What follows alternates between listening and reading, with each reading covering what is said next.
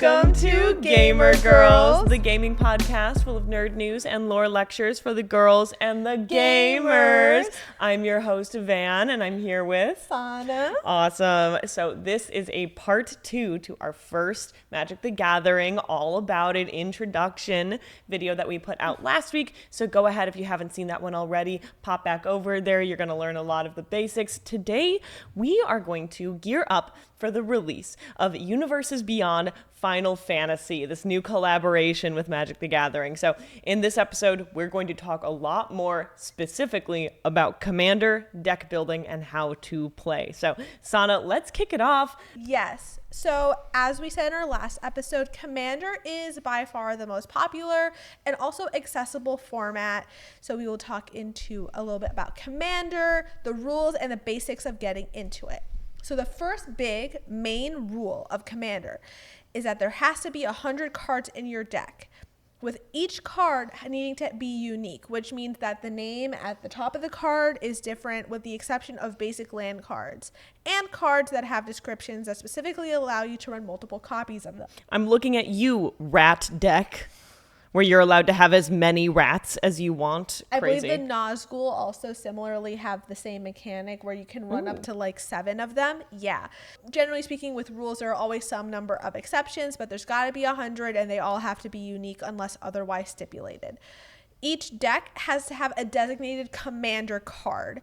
And for a card to be a commander, it has to have the legendary creature tag. Not all legendary creatures make for good commanders, so if there's one that catches your eye, definitely see what decks are out there that other people have made and built and see if you like them, because there might be a chance that you're like, I don't really like how this deck plays, it's not exactly what I thought, or you realize, oh, this might be a great legendary creature to put in support of another commander but doesn't make a great commander themselves. Yes. So with Commander, there are a lot of options. So you take your time figuring out who connects with you. Exactly. Commander cards can be played at any point in the game, as they are set off to the side and not shuffled in with the rest of the deck. Because of this, your commander tends to be the main driver of your deck and dictates the main mechanic that your deck employs to win. However, there are also commander decks that can completely do fine without ever bringing your commander out. It's just that your commander, if it comes out, either does the thing faster or does something slightly differently. Yes. So it's either going to all revolve around your commander or not super necessary and you've built something around it. Exactly. There's a couple different ways to play. Yeah, because there are also, I know some commander decks where certain commanders are like counter on site. Yes. Oh, yes. So for those sorts of decks, you generally want to have other things going on that you can do without ever bringing your commander out, because if you have a knowledge... What do you mean you don't want my super strong buff guy who's going to make everything else almost impossible for you to take care of on the deck? What do you mean you don't want him on my board? It hurts. So all legendary creatures have a mana cost, which is on the top right of their card, and dictate what other cards make up the rest of the 99 cards in your deck. And I'm going to go over a few examples to explain this a little bit better. So our first example is Kranko Mob Boss. He is a legendary creature goblin warrior. He has 2 red pips for his mana cost, aka that makes him a mono red commander. So you can only play red cards in this deck. Yeah, exactly. So because you can only play red cards and colorless cards, all the other cards in your deck either have to cost some amount of red mana, colorless, or a combination of the two. His ability is creating goblin creature tokens based on how many goblin controls. So based off of this, you want to have a deck comprised of red and colorless cards that are either goblins or the cards that help make goblins or buff you based on how many cards you have with the same keyword.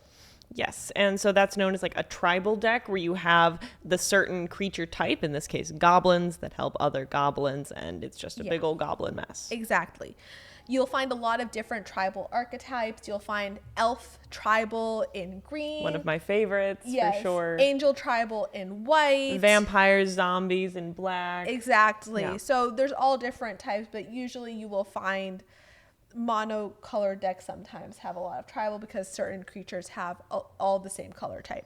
Yes. Secondly, there's Kavya of the Vast. She has a red, white, and black pip for her mana cost, and that combination of colors is called Mardu. Her ability involves placing dragon, angel, and demon cards from your hand and onto the battlefield. From this, you know you can have cards that are white, red, and black, or any combination of the three, and you mostly want to have cards that are angels, demons, and dragons to help leverage your primary ability.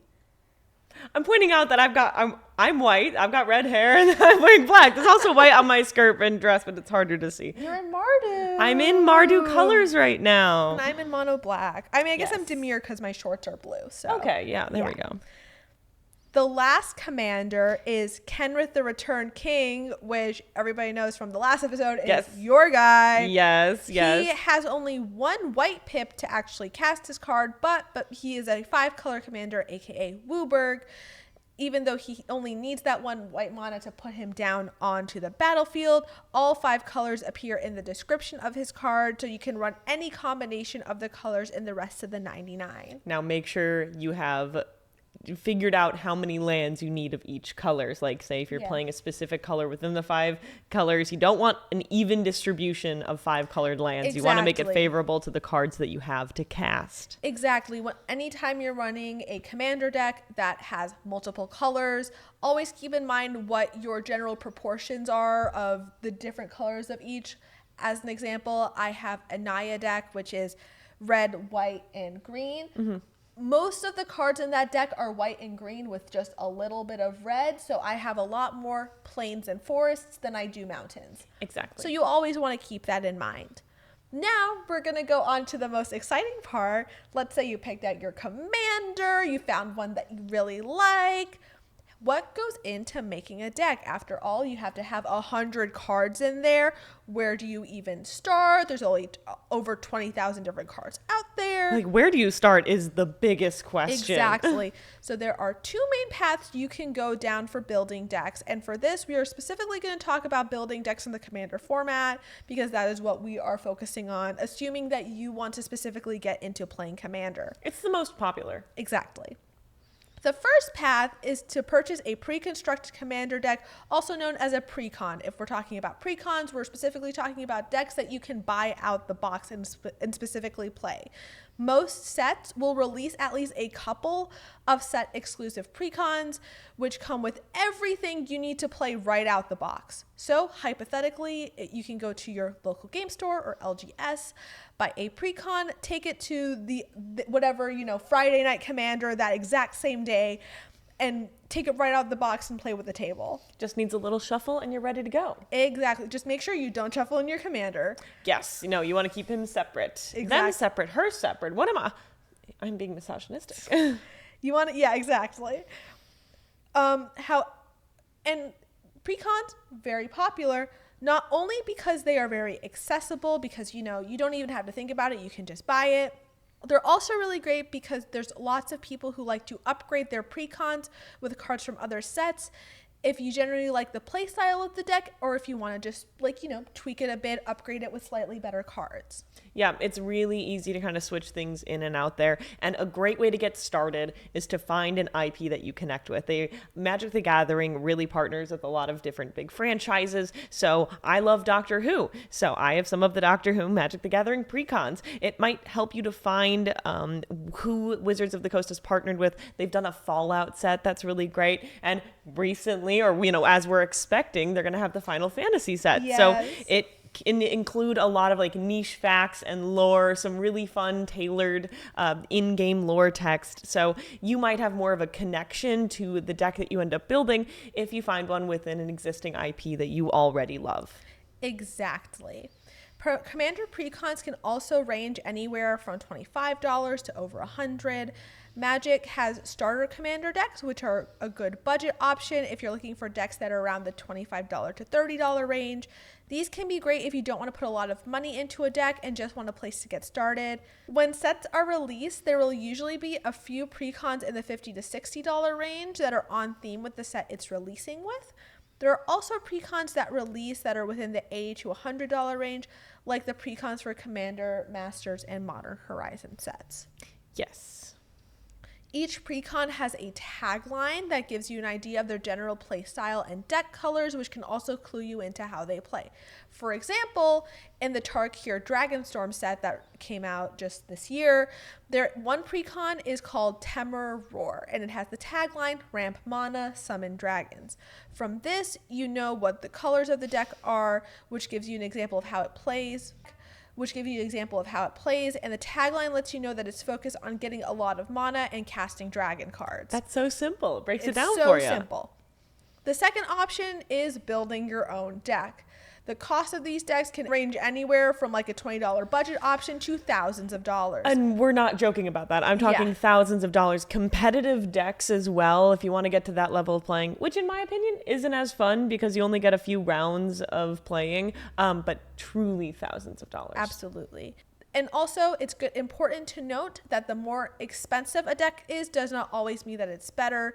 It's all about how well your deck synergizes together. You can have a terrible deck but buy all the fanciest cards, have it be super expensive, but at the end of the day it functions as like a $30 deck in like power level. Yes.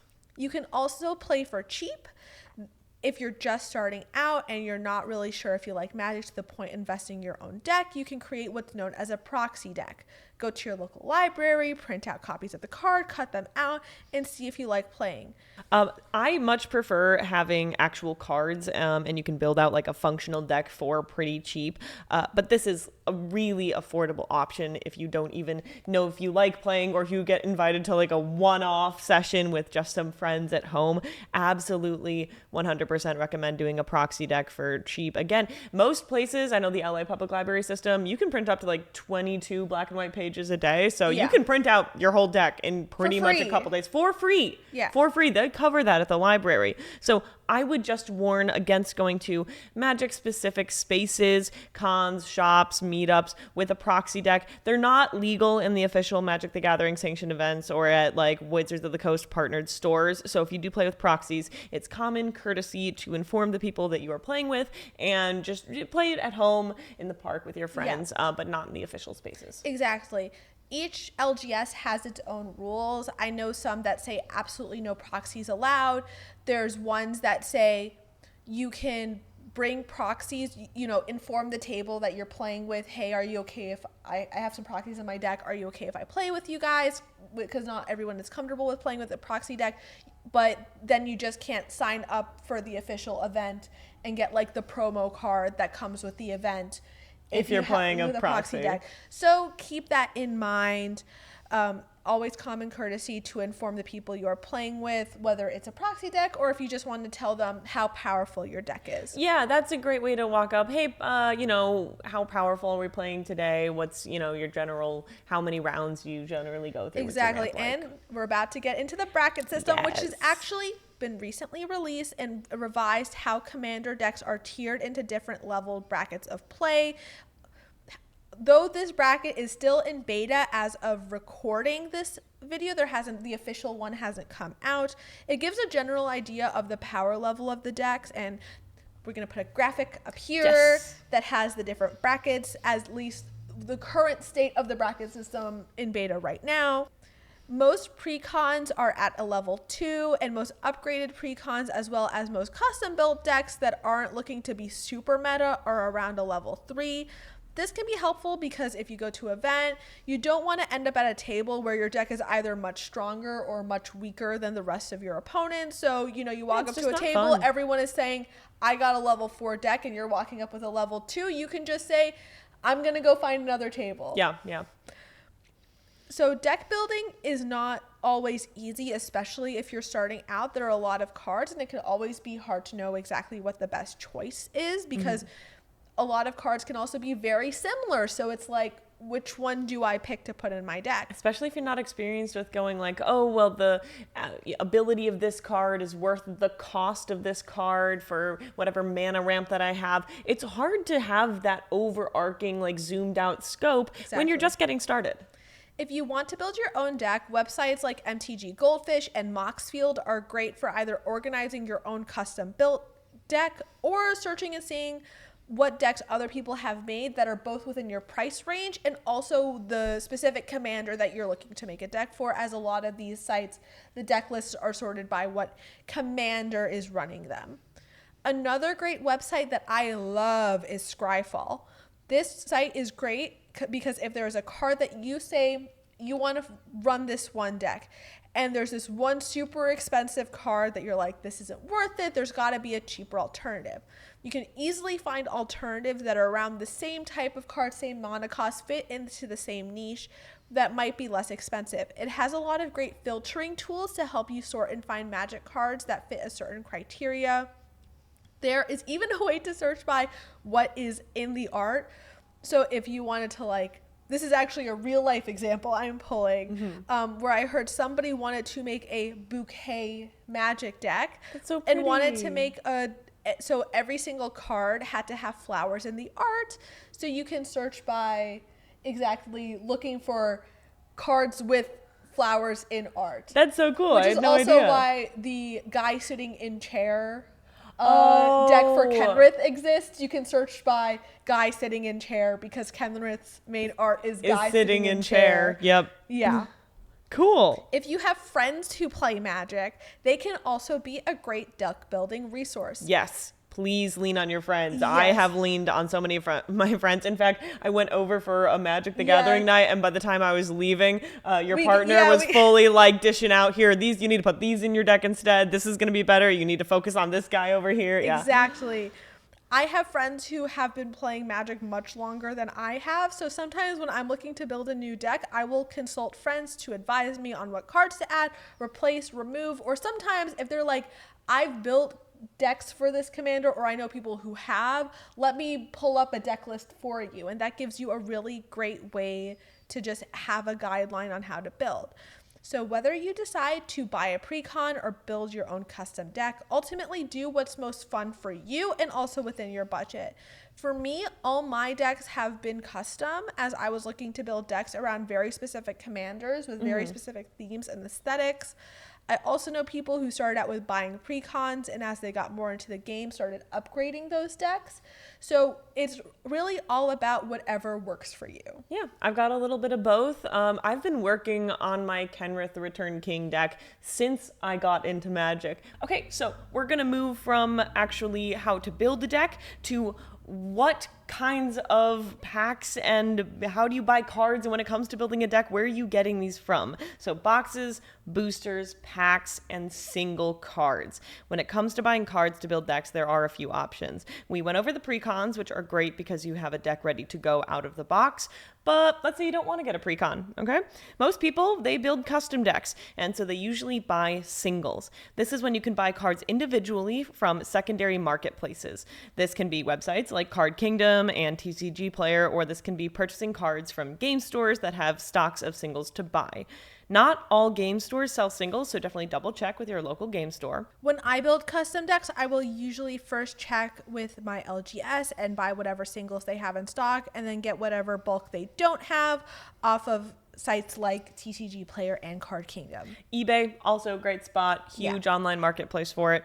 So another way to buy cards is through packs. There are a lot of different types of packs, all with various costs. So there are blind packs, and these are truly just literally packs of cards in like a little aluminum wrapping. If you've ever seen the videos of people ripping open Pokemon card packs, they're exactly the same. You don't know what you're going to get. You only know whether it's like a standard or booster or collector packet, which there's a different price point. These are blind packs, so it is gambling. Yes, keep that in mind. While Wizards of the Coast doesn't officially acknowledge the secondary marketplace or goes like, okay, here's a blind pack of cards, there's going to be at least like a $100 card, a $50 card, etc.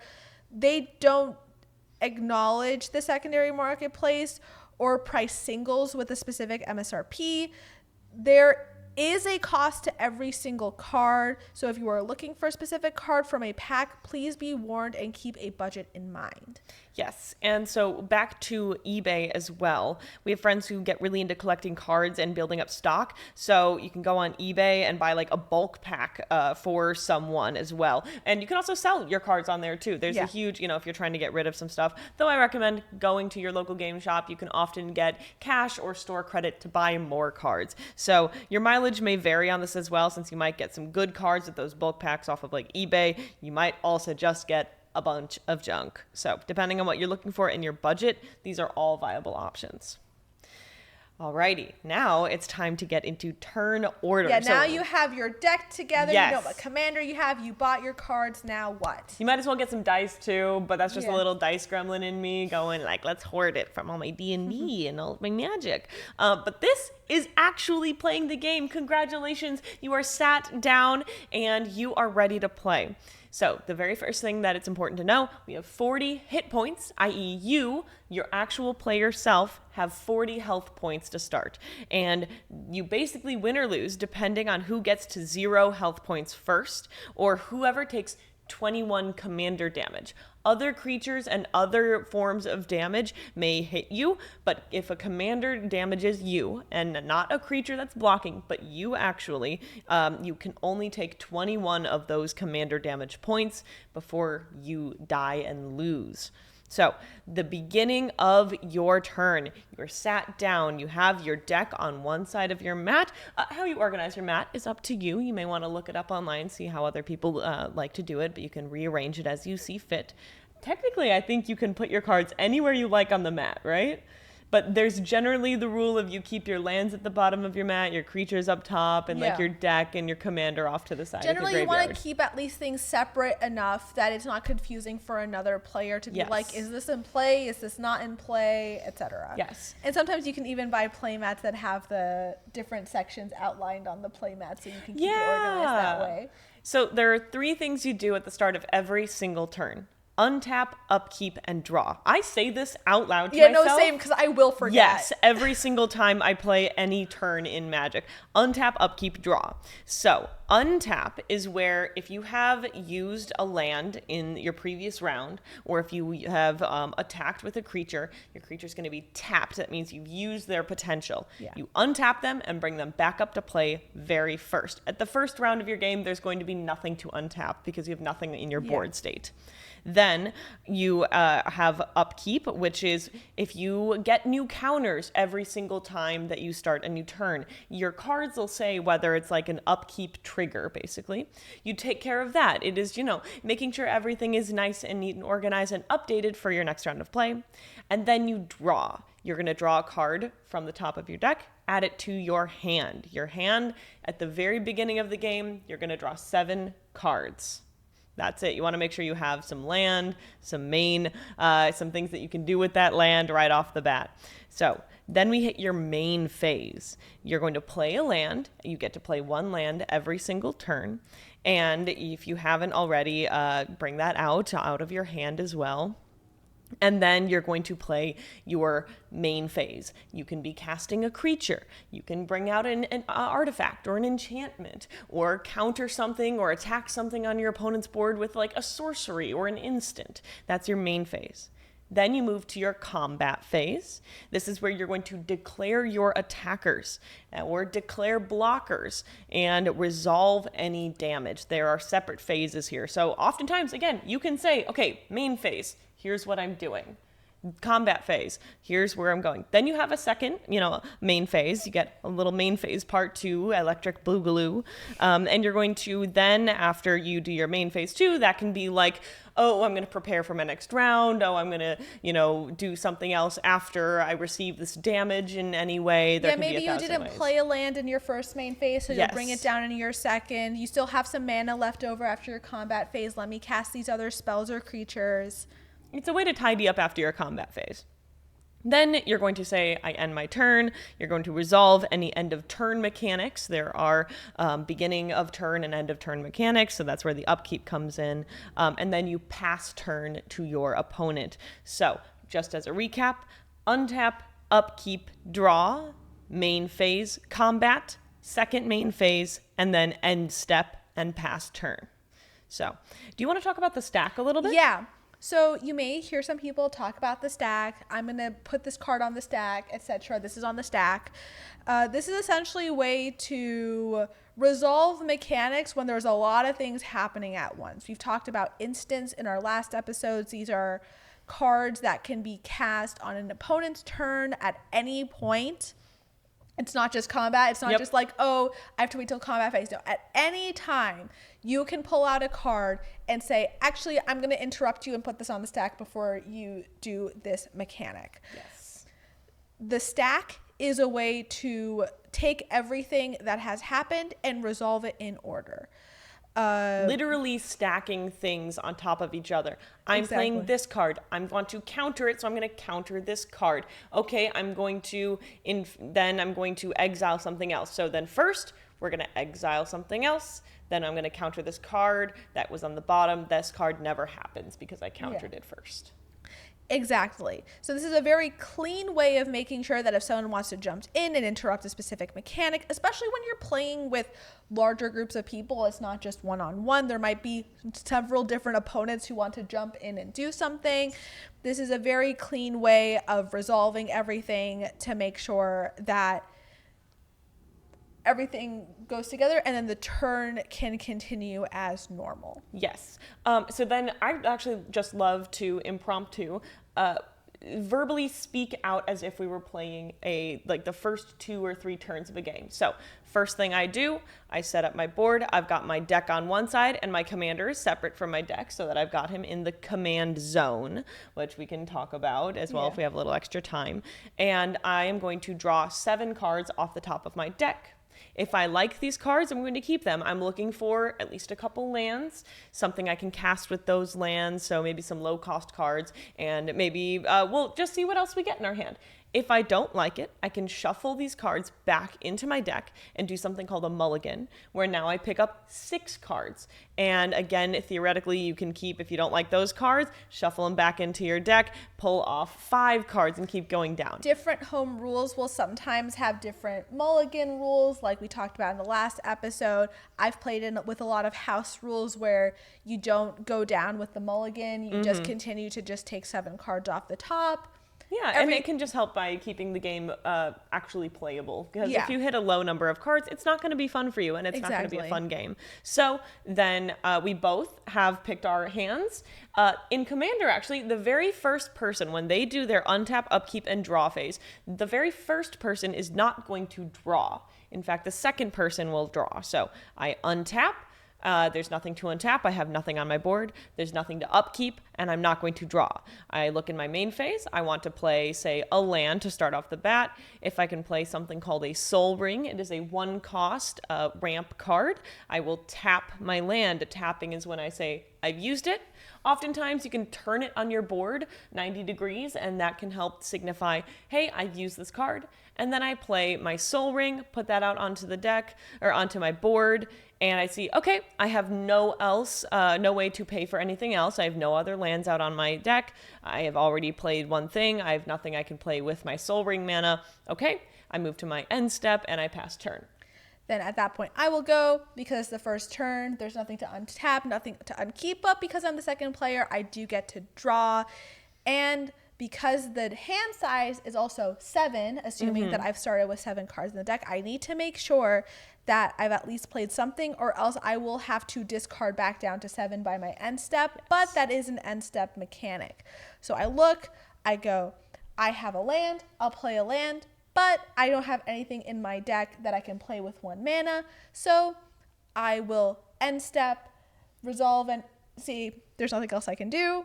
Pass turn to you. Awesome. And because you already got rid of 1 land card, you're at 7 cards in your hand. You don't need to discard down. There are some cards that'll let you keep as many cards as you want in your hand. Yeah, there's always cards that will say you have no maximum hand size.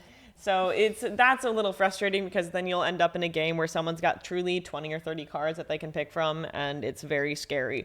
So then, okay, my turn again. I'm going to draw. I've already got a land. I'm going to hopefully put down another land, and then now with my Soul Ring, I have an extra mana I can use, and now I can actually start playing some bigger hitters. And say I was playing Krenko, the goblin boss that we were talking about. He costs 2 red to bring out. I can tap my 2, say I've got red lands, bring my commander out for his cost, and now I've got a creature on the board. Now keep in mind with commander, every time, say Sana goes, actually, I don't want Krenko out, and is in a point in the game where she can just destroy him, I can send him back to the command zone, so he's not dead.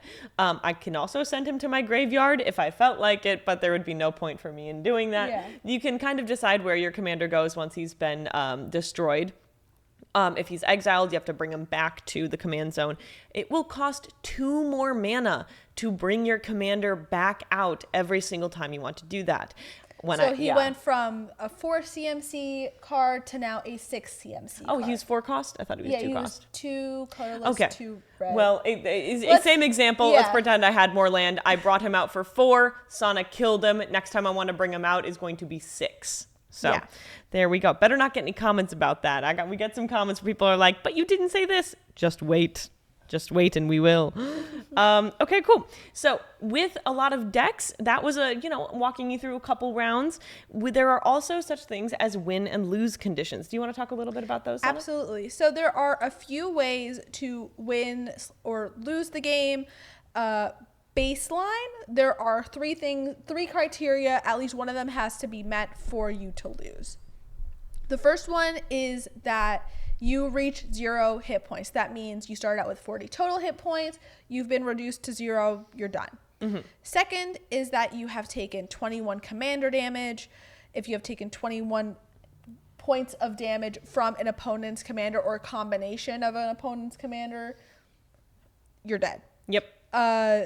The third is that all the cards in your deck have either been sent to the graveyard or exiled. Yes. So if you go to your draw phase and there is at this point no more cards for you to draw, you are dead. You have lost. That means you've run out of your army. You have nothing else in your playbook. There's nothing else for you to do. You cannot draw anything else. You are dead. There are, however, situations where these are not the only condition to win or lose. If you are playing in a match that has the poison mechanic, the person with 10 or more poison counters will lose the match. Yes. There are also cards that specifically have win and lose conditions. One example of a card is one called Laboratory Maniac, and it says if you would draw a card while your library has no cards in it, you win the game instead. So you will sometimes find this card in decks that have a lot of card draw because the main mechanic of the deck is card draw. You don't want to accidentally kill yourself by drawing out your entire deck. Yes. Oh, and then Magic has some fun cards as well. Yeah. Another one is Trixadecaphile, which says you have no maximum hand size, and at the beginning of your upkeep, if you have exactly 13 cards in your hand, you win the game. So basically, if you hit that upkeep step, remember it's untap, upkeep, draw. If you hit upkeep, 13 cards in your hand, boom, you win. It's stupid. So, unlike, Toxic, which gives you like the poison counters, if you have 10 of those, you just die. There's plenty of other cards too where you can focus on creating these specific conditions. Like your entire deck is focused on getting 13 cards or whatever other ridiculous mechanic that this deck has, and you will win. It is important to note that gimmick mechanics are not always a great thing to rely on. I know a lot of decks that, like I said, there's some decks that have card draw mechanics. Your main thing is drawing cards. The Laboratory Maniac card is more of just a protection of if you get to the point that you draw out your deck, you have a way to not lose at that point if you get to that situation. But it's important that with gimmick decks specifically, if those are a fun archetype for you, I know a lot of people who love gimmick decks, there are 100 cards in your deck. If you need specific cards to get to that specific gimmick, it can be very difficult because of just probability-wise. The chances of you being able to hit that within the 99 during the duration of a match is not always consistent. So just keep that in mind if gimmick decks are something that you really love.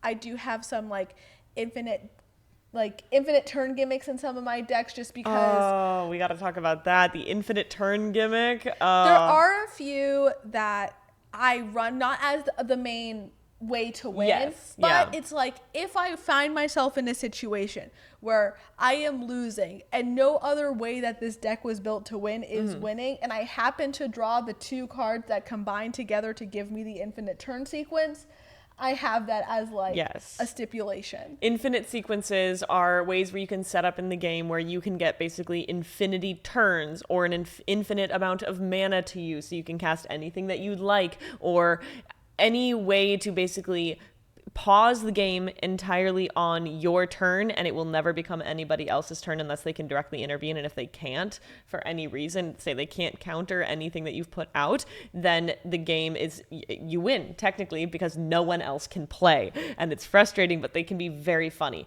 Also recommend for these, if you like building out gimmick decks, get cards where you can tutor, where you can search into your library for those cards that you need for that gimmick, say if that's a backup strategy you have. But those cards can also be more expensive.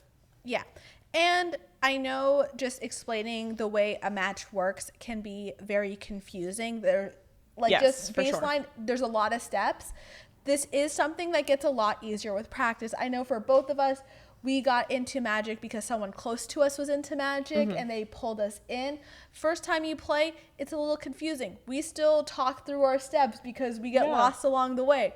But with time and patience and practice, it does eventually get smoother and easier, and it feels less like a long math equation and more like a simple sequence of motions. Yeah. And no one is going to judge you for trying to figure out the steps of what's going on in your game. I mean, I still and I've been playing Magic for a while, still very much stayed out every single step of the game. I'm not joking. I go untap, upkeep, draw. Okay, main phase. Here's what I'm doing. Moving into combat phase, second main phase, end step. Because, and it's just very helpful to keep things in order. Particularly, say you're running something that has end step triggers on other people's turns.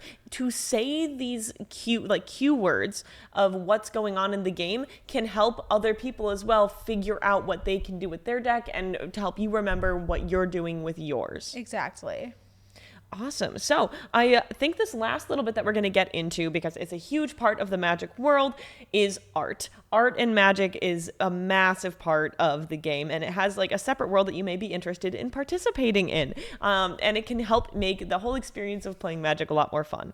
On top of regular cards, which each have their own art, just basically as they are released, there are also special edition art cards for almost every type of card. Lands as well are also always themed and stylized per their set that they're released in. So do you have a favorite set of lands?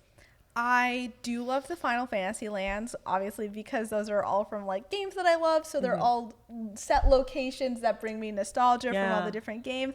But as far as like MTG planes that have that, sets are from, I love the Dominaria United full art lands because they have that beautiful stained glass design. Yes, I loved the stained glass design. It's beautiful. And yeah, so there are full art cards where there's no description. It's just the art. I went to a Magic Con in Chicago and I got a full art counter spell that looks pretty cool too. Yeah. I think some of my favorite lands are the Kamigawa, Phyrexia, and previously mentioned Doctor Who art cards. I just love the little Daleks that are in some of them. I'll pop them up on screen. Art shows up in truly so many places in Magic, and it is one of my favorite forms of expressing yourself through like this game. And my favorite two ways are through deck sleeves and play mats. You want to use card sleeves to protect your deck, especially if you're playing with more expensive cards, or if you just want to keep things in good condition. You want to keep them free of dust and wear and tear, especially if you're interested in playing on, like if you're playing at a dive bar or something like that, you want to protect your cards, protect your play area and board state. And if you're interested in reselling your cards later, it's important to keep them clean. So you can pick solid colors if you'd like, but I'm going to show you guys just what I mean, and I'll pop something up on screen too. But you can also pick up art things as well, art deck sleeves. So this one is for my Muldrotha deck. She deals with a lot of graveyard recursion, so it's a little spooky graveyard guy. And you can do any basic solid colors that you'd like. And then there are playmats as well. Yeah. So I've got two of mine here. They do not have to be in any way related to your Magic deck or to anything about Magic at all. Yeah, I just picked one that was cute for me. Yeah, I've got an Attack on Titan one with Levi here. This is my very first play mat. And then I went to the Magic Con and I got this really cool sort of busted Winnie the Pooh one signed by the artist as well. I'll put the ad up on the screen. But yeah, so these are two of my play mats. I've got a very large dragon one as well, but that's like a full size full table play mat. So there are very much many ways that you can express yourself within the Magic art world. I know for me specifically, one of the ways that I specifically got into Magic was because of the art. I loved a lot of the art of the cards. And also I was like, I want to play a deck that is really pretty. And so let me find an archetype let me find like an archetype that plays into a lot more pretty cards. So that's how I landed on my first deck, which is Dimir Fairies. This was before the Wilds of Eldraine set came out that actually had a fairy precon that was Dimir. So pretty. Which I ended up buying and incorporating some of the cards that were in that deck into my Una deck, which Una was my commander for that deck. So that was specifically one that I was like, a lot of the cards in like, because they're fairy cards, they're very pretty, they're very cute, they're very whimsical. So I really love that. And then also the next deck I built was dogs and cats. So it's a lot of cute dogs and cute cats. So you can really do whatever is most fun for you. And if you're like me and the aesthetic part of the game is really important for you, there's a lot of opportunity for making really cute decks.